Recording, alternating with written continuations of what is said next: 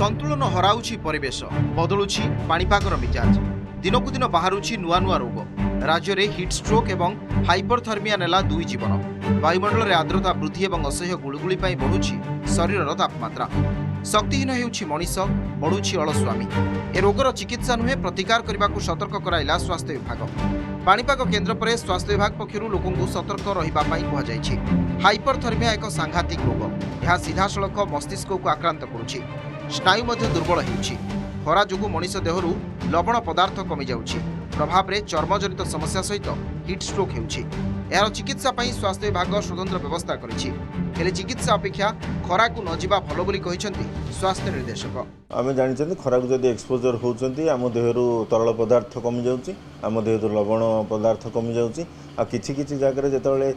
जोटा कहते आम मालिग्नांट हाइपरथर्मिया सेटा हेले आमर ब्रेन में जो रेगुलेटरी मेकानिज्म अच्छी टेम्परेचर रेगुलेशन करिया सेटा फेल्युअर हुए मोर कहवा कथा आम चिकित्सा आड़ को न जाइकरी आम चिंता करवा कथा आमको केमिति आम केमिति एटा नहब प्रिवेंशन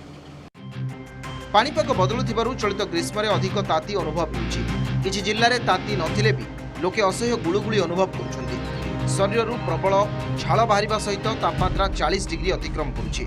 विशेषकर उपकूलवर्ती जिल्ला रे हाइपरथर्मिया रोग अधिक परिमाण रे परिलक्षित होउछि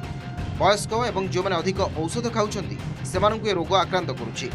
तेणु एही वर्गर लोक माने खरारे बाहर को बाहरिबा अनुचित बोली डाक्टर कहिसन्ति एहा सह प्रचुर परिमाण पानी एवं ओआरएस पीवाकू परामर्श दिया जायछि। हाइपरथर्मिया माने जदि आम शरीर टेम्परेचर 40 डिग्री सेल्सियस ऊपर टपी जाए सेटा आम हाइपरथर्मिया कही था तार विभिन्न प्रकार रूप अच्छी तथा हिट फैटिक हुए हिट स्ट्रेस हुए हिट क्रैम्प हुए हिट पेन हुए एवं अत्यधिक मात्रा हेले हिट स्ट्रोक हुए कि हिट सिंकोप हुए विभिन्न प्रकार रूप अच्छी प्रारंभिक स्तर में मुख्यतः देह हाथ थका हवा झाड़ अत्यधिक बाहर मुंड बुलेवा डिहाइड्रेशन हो शरीर पीड़ा हवा क्रैम्प हवा ये देखा दिए।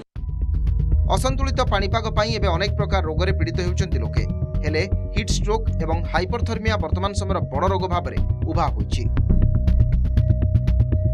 सम्बलपुरी न्यूज के सब्सक्राइब करबार भूलबनी दर्शक बंधु माने दया करी सब्सक्राइब कर बेल आइकन